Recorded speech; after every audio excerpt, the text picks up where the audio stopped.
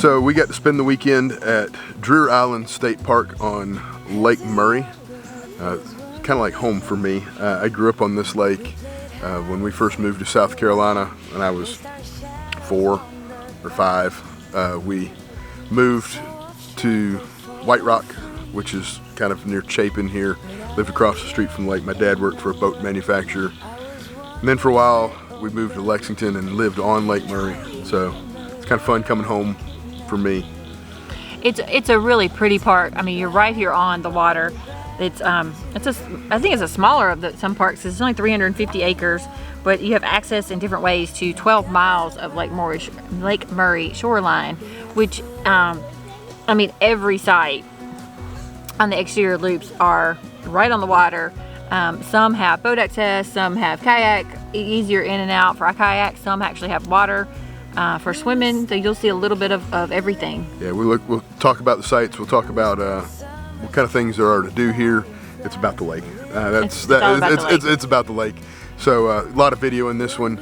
I hope you enjoy, because we certainly have.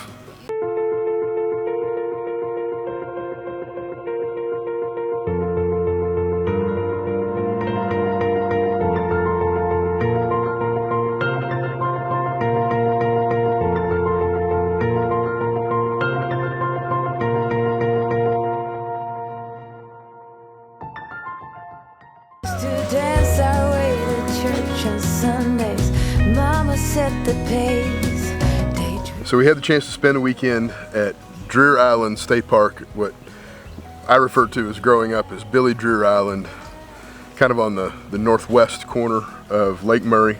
And Lake Murray's gorgeous. I mean, there's beautiful subdivisions that back up to it. There's older homes, there's newer homes, and it's amazing. It's a man-made lake.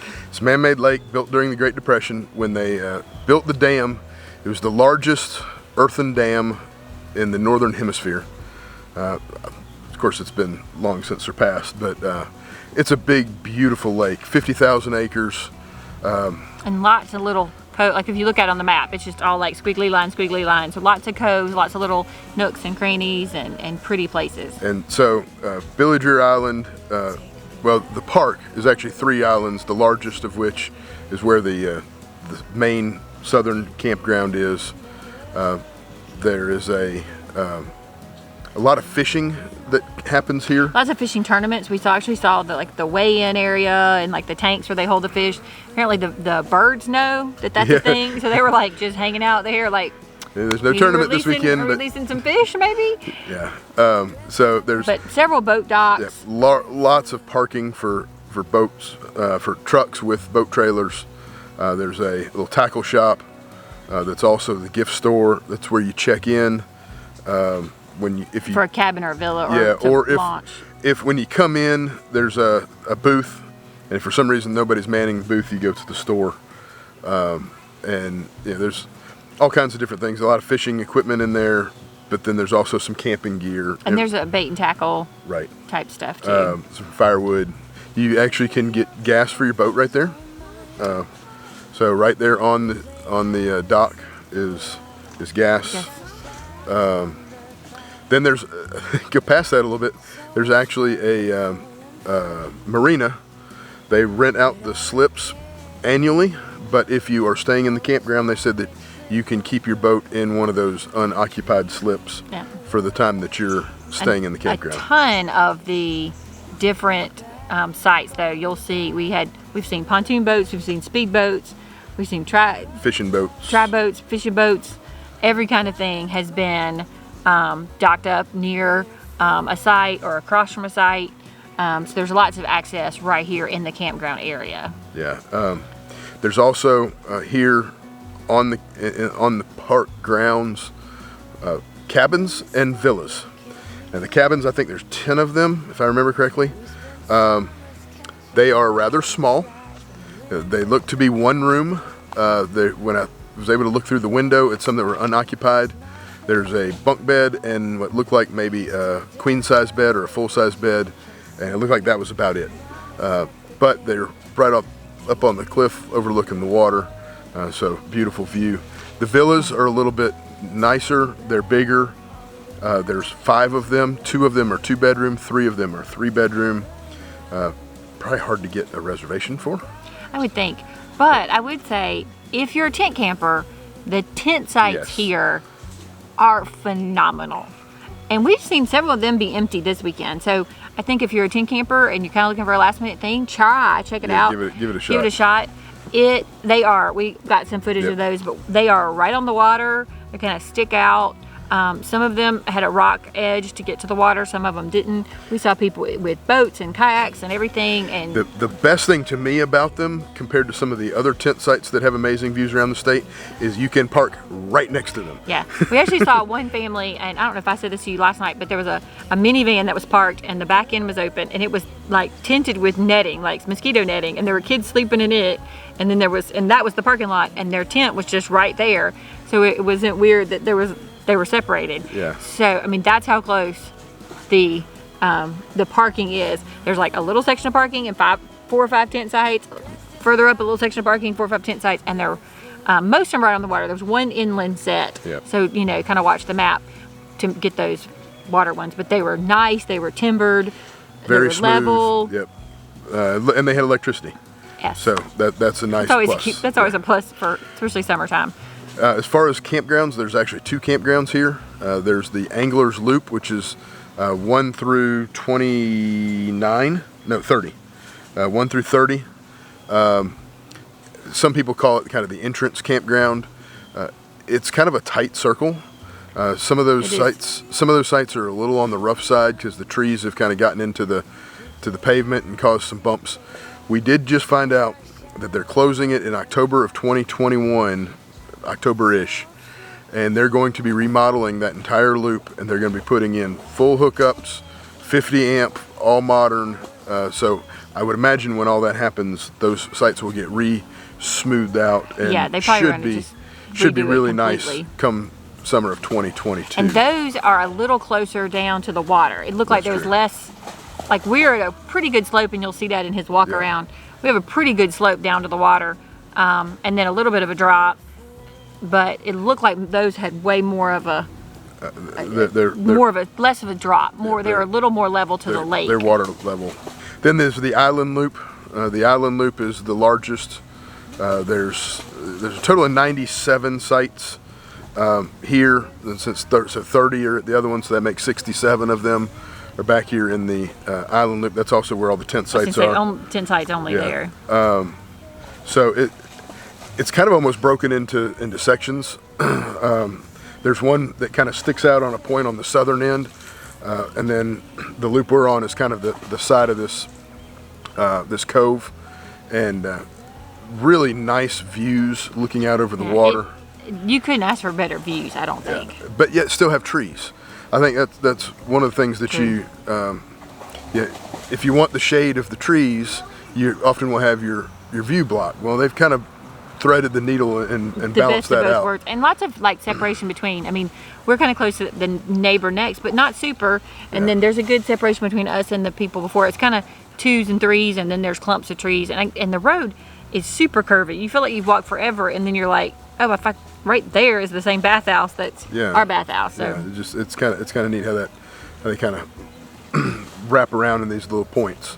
We'll take a pause here and do a quick walk around so you can kind of see our site 89 here at the park. All right, do a quick walk around site 89 here at Dreher Island State Park. Fairly level site, side to side. I'm not going to walk around that side. It's 30 amp water. Notice the clay. It is slick. It's rained here. So I'm going to stay away from that as much as I can. Notice the hitch is down pretty low. Like you'd expect on any lake site. It does slope back, but it's not too bad. This right here is what makes this site really nice. It's nice space between us and the neighbors over there down by the water. We're able to kind of take advantage of that. As we come around on this side, these neighbors are a little closer, but not too bad. There's some separation there. Come around this part, nice, fairly wide open space for us to set up the pop-up canopy, which is nice because it has rained. And then coming back, this is what it's all about. that view of the water. We are elevated. There's a bit of a drop off here. See, Claire just went down this hill. Someone has carved some steps out to help a little bit. We've kind of set up camp down there. Got the hammock. That's where we put the boat in and out.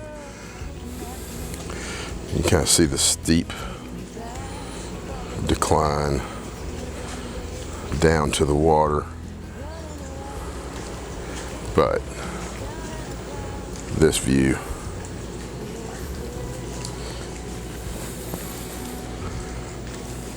Lake Murray, or as my daddy said, Lady Murray.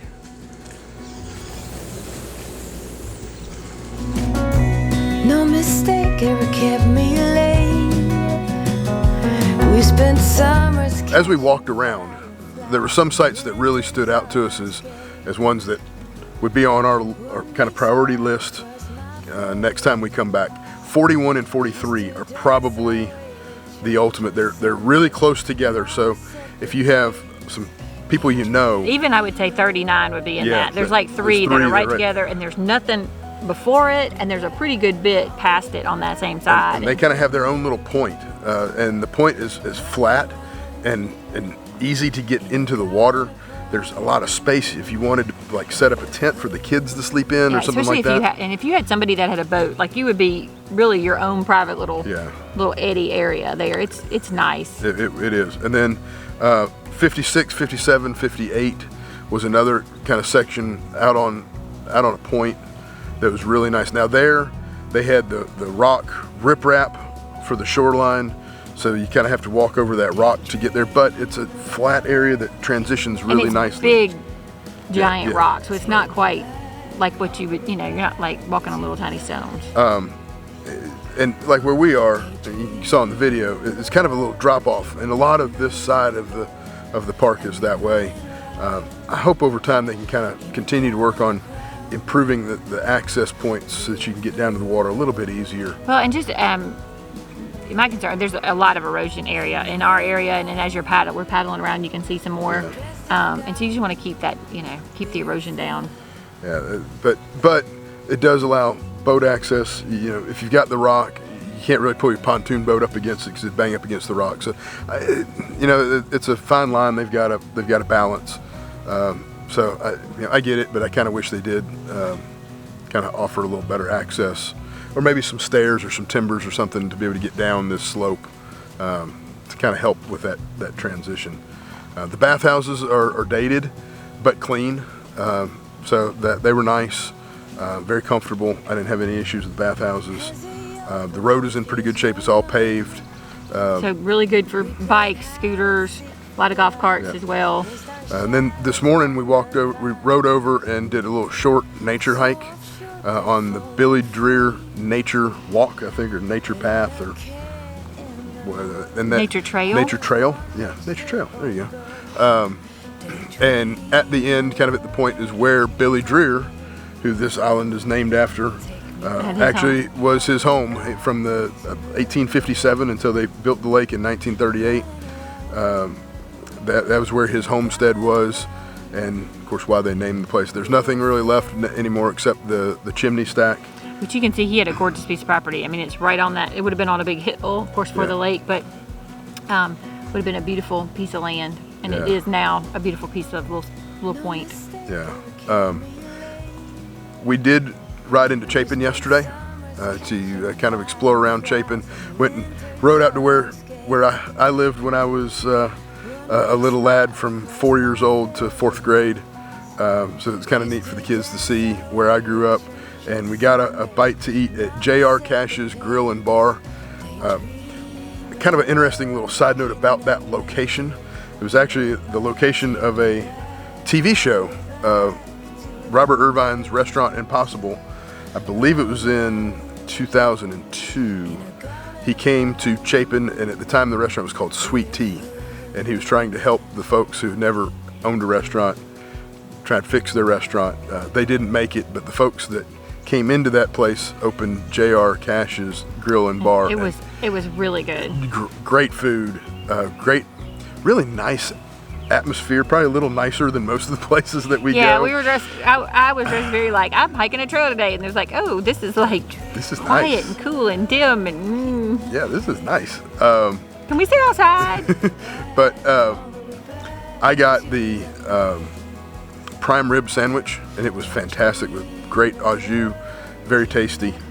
And I had the fried flounder sandwich, and it was excellent. And we got a appetizer of some cheese We got fries. cheese ranch bacon fries, and then we had ate too much. Yeah, I didn't eat any of my French fries that came with my sandwich because of the appetizer fries, but it was fantastic. Really enjoyed the meal there. And if you're looking for a bite to eat and want to ride into Chapin, I would definitely suggest J.R. Cash's bar and grill and bar. Yeah, Grill first. Yeah, grill first.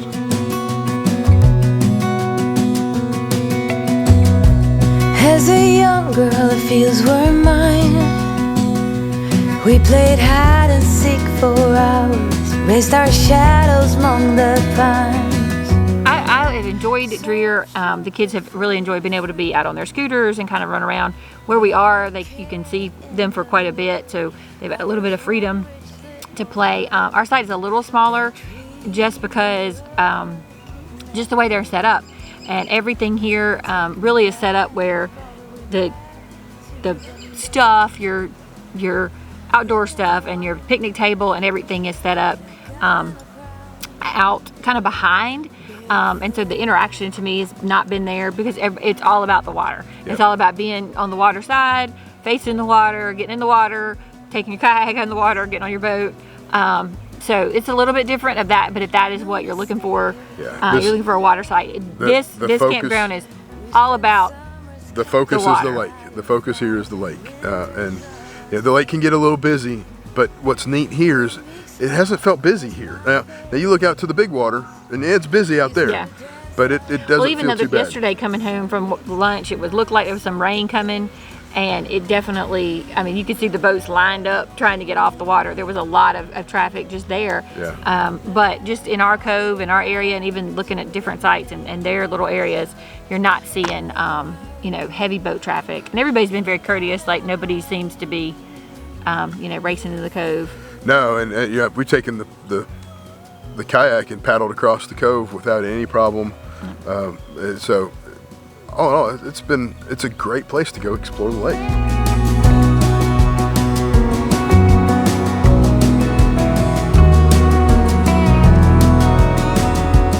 So one of my favorite things about any state park is kind of the animals that we see and kind of the teachable moments that we have with the kids of what we're seeing and how they live and all the different things. And so one of the big pieces of being on the lake, I think, is the birds. We have seen the red-headed woodpecker. We had a robin when we first pulled up. There's this huge fat robin digging. And it's kind of hung out around our site throughout the whole weekend. And any kind of animals to me that live in the campground area, they're just used to the people more than something even that's in your yard. So the robin has been coming through and digging for words, and then we have Jerry. So when we were still unpacking, Yep. this huge great blue heron flew out from a tree close to us and swooped really close to the campsite. And we have really tried. We have seen him a ton, and we've gotten him on film hardly any. We have I got him smattering. I got him just kind of hanging out on the shore from the kayak, but I haven't got to see him fly on video. We got another great heron. We're not 100% sure we got Jerry. We did But we find didn't get another great Jerry. So there's several, but the people that were kayaking said, we've named him Jerry, and he hangs out here. And he does kind of hang out really close, a couple sites down from us, and he has been on our shoreline. He has been on the trees kind of that are down right by our shoreline. He has been further out. We kayaked across the cove, and I did with the kids, and actually got to see him eat. He was trying to catch a fish. He was unsuccessful for a couple times. He finally kind of went up in this bush, got a fish, and then got up and went behind the tree and ate it. So he didn't want us to see. And I took Sam Henry out. We went over the same way. He was telling me where he'd seen him. I took him out on the kayak that way, and as we were pulling back in, kind of giving up on seeing him on the water, he flew over our heads. So he's kind of teased us most of the weekend. But we also have seen beautiful redbirds, really pretty blue jays, Just a lot of. I saw with Clara, I saw an osprey fly over and land in a pine tree and then take back off. We had Sam Henry and I were outside, I think around breakfast time one morning, and our canopy tent is bright blue. And this blue jay came flying, and I think he went to go like under it.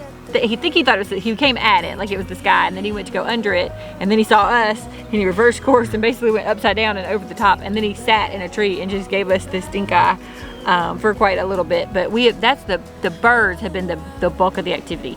We've seen, and as we're speaking of, blue jay just flew right over us. We've seen a lot of turtles. We even saw one that was like a size of a silver dollar. Yep. We have seen snakes. We had a couple snakes here. When we first got here and we're kind of setting up and walking and checking out the shoreline, there's a fallen tree right near our site. We were just kind of checking it out. And there Clara happened to be, says, snake.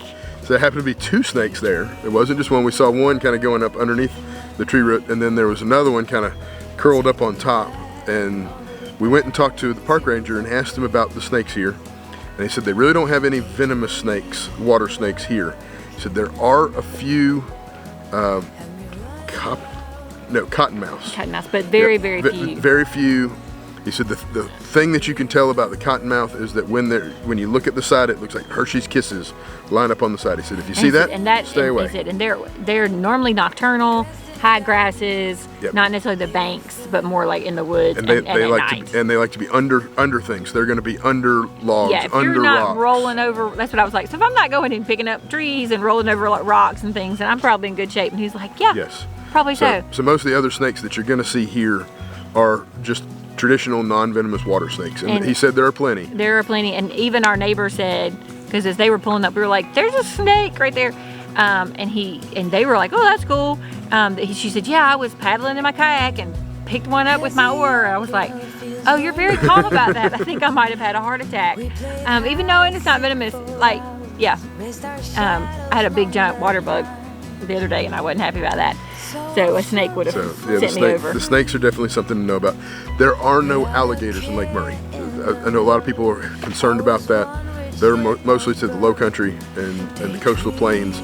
There are no alligators in Lake Murray, so you don't have to worry about that.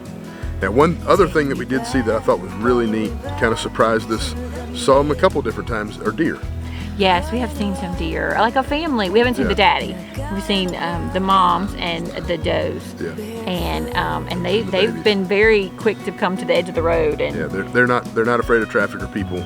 So watch out for them on the coming through. Yeah, it's funny. We kind of were joking this morning at breakfast that you always have to get your trash up because something is going to get into your trash at a campground. Squirrel, raccoon, bears up in the mountains. Here it's birds. Crows were after. The blackbirds got into our trash this morning. We came out and oh my goodness. So just like normal, keep your trash up and be aware of your surroundings. Treat them well. Leave them better than leave them better than they came. And this is it's a really neat campground. It's all about the lake. It's beautiful. And one of the reasons why we wanted to come here, even though our camper isn't quite 100%, the slide out, something's messed up with it. Yeah, we made it work. We said we're gonna make it work, even if we can't slide it out all the way. Our summer reservations were all made last year, and they're all really nice sites, and we're just gonna kind of figure it out. Make it work. This is gonna be the summer lakes. So this is our first lake campground for the summer of 2021, and we've got several more. So please consider subscribing to our channel so you can see the other lakes. We're going to try and maybe even do a little comparison at the end of the summer and compare and contrast the different lake campgrounds in South Carolina. Give you something to kind of think about for your reservations for next year. Thank you. I hope you enjoy. Come back and see us next week.